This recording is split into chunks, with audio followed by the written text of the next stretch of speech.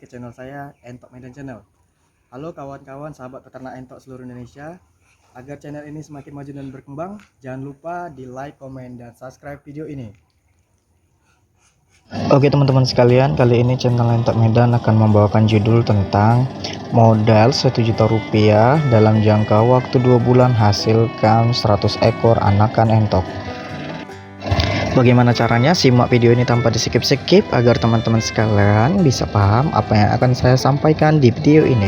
Nah teman-teman sekalian, awal mulanya kan kita sudah memiliki modal lebih kurang 1 juta, tapi pas lah 1 juta rupiah.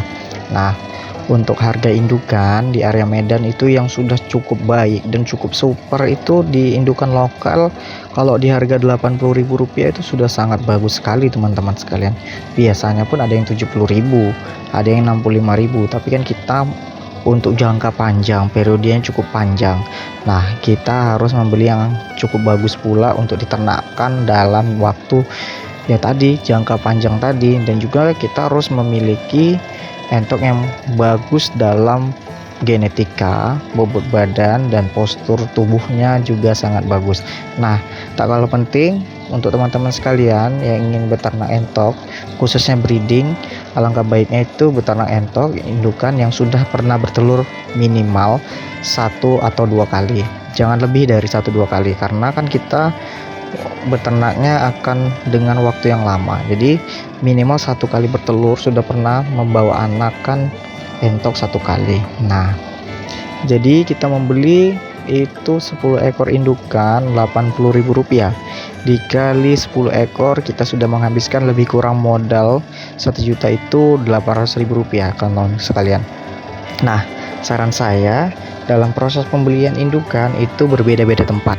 Contohnya 2 ekor di satu tempat, 2 ekor lagi di satu tempat, sampai dengan memenuhi persyaratan kita 10 ekor indukan. Kenapa demikian? Karena saya beternak entok itu bertujuan untuk menghindari perkawinan satu darah. Jadi lebih baik kita mengambil di berbeda-beda tempat. Itu lebih bagus lagi kalau satu ekor kita beli, tapi kan 1 ekor itu pastilah kita memilih indukan yang benar-benar bagus dan juga sangat layak untuk kita ternakkan teman-teman sekalian. Nah setelah sudah mengumpulkan lebih kurang 10 ekor indukan, lalu kita mencari pejantan yang benar-benar bagus dan layak untuk diambil genetikanya.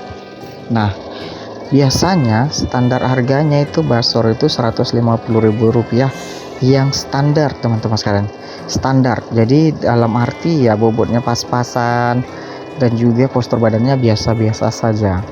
Nah karena kita tadi modalnya 1 juta, berarti kita mencari harga basor yang benar-benar bagus di harga 180 sampai dengan Rp200.000. Nah kita paskan saja Rp200.000, kita mencari basor pejantan yang benar-benar postur badannya itu 3 kg lebih.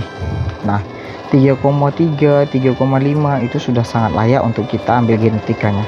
Dan juga basor tadi usianya minimal di 11 bulan sampai dengan 1 tahun, maksimal 1,5 tahun atau 1,5 tahun. Itu sudah maksimal teman-teman sekalian, biar birahi kawinnya juga masih bagus untuk kita ternakkan kembali.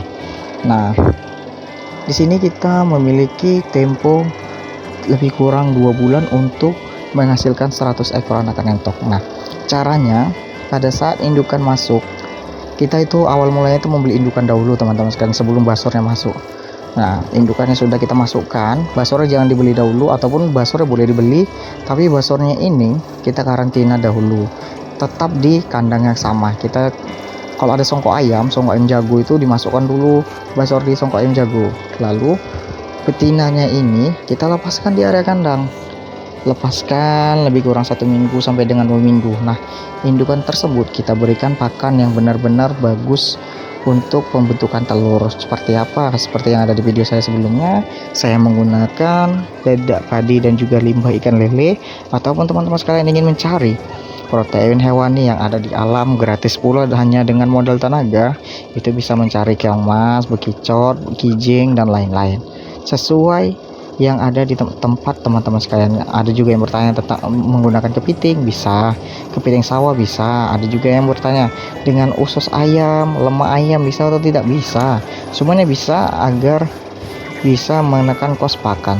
Intinya kalau kita mendapatkan limbah itu, saran saya dimasak dahulu sampai dengan mendidih, lalu bisa kita olah dengan mencampurkan dengan dedak padi dan lain-lain.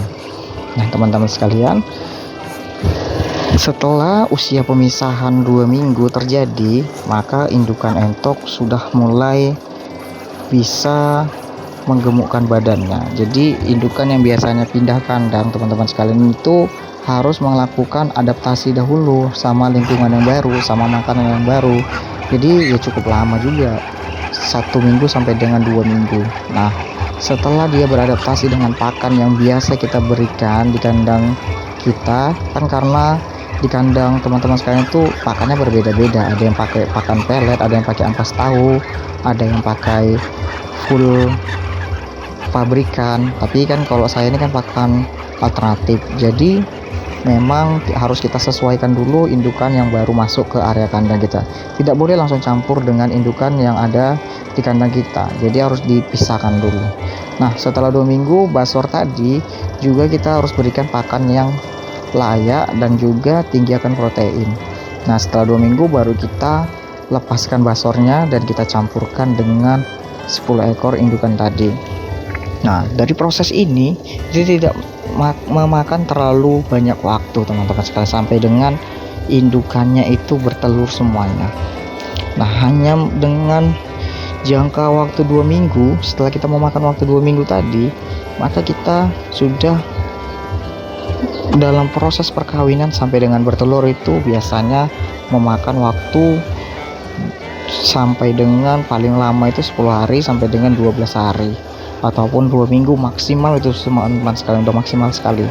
Nah setelah itu maka terjadilah proses pengeraman. Nah jadi lupa saya sampaikan di awal tadi, sebelum indukan masuk kita harus sudah memiliki petarangan telur 10 tempat. Jadi 10 tempat agar indukannya tidak berebut pada saat proses bertelur. Kadang kan kalau tempat bertelurnya itu kurang, dalam satu kandang terjadilah pengeraman satu tempat petarangan 2 ekor indukan. Itu sangat-sangat mengganggu sekali karena proses pengeramannya tidak bisa maksimal, penetasannya juga bisa berkurang. Kan sayang kawan-kawan, indukan entok ini mengeram cukup lama dan juga pada saat menetaskan hasilnya nggak maksimal. Maksimalnya kayak mana? Tidak menetas semuanya. Jadi kita harus memaksimalkan indukan tersebut sesuai dengan konsep yang akan kita jalani, sistem breeding dengan modal 1 juta hasilkan 100 ekor anakan entok. Jadi seperti itu. Nah kita sudah membuat tempat bertelurnya. Jadi indukan ini biasanya bertelur kalau di tempat saya itu paling sedikit 12, maksimal sampai dengan 18 butir lebih. Jadi kita buat saja di perindukan itu biasanya memang 15 butir teman-teman sekalian. Apalagi dengan pakan saya yang saya racik itu belum pernah gagal untuk membuat indukannya ini produktivitasnya semakin meningkat dalam proses bertelur maupun mengeram. Nah kita buat 15 butir perindukannya dan menetaskan dalam jangka waktu 35 hari. Dia menetaskan lebih kurang 15 butir anakan entok. Kita buat saja jika memang tidak menetas semuanya lah teman-teman sekali. Kita buat saja perindukan 12 ekor anakan entok yang menetas. Itu sudah cukup bagus, apalagi teman-teman sekalian peternak entok pemula. Nah setelah 35 hari maka kita menghasilkan anakan entok itu 12 dikali 10 ekor indukan, kita sudah menghasilkan 120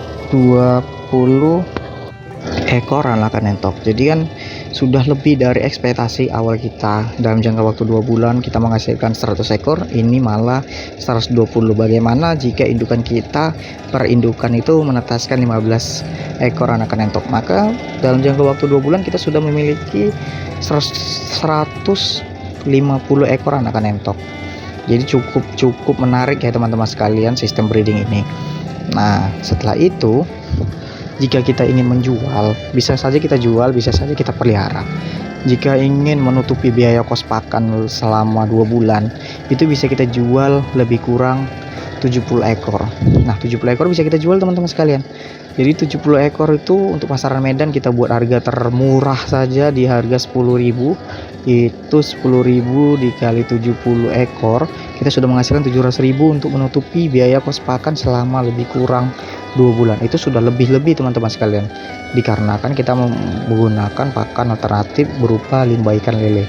Nah, 50 ekornya kita bisa besarkan lagi, kita besarkan untuk menambah populasi, bisa kita besarkan untuk jadikan indukan, basornya kita jual, indukan kita banyakin, kita perbanyak indukannya, tujuannya agar populasi indukan kita semakin lama itu semakin bertambah, semakin banyak, agar pada saat panen-panen berikutnya kita bisa menghasilkan sampai dengan 500 ekor sampai dengan 600 ekor anakan entok.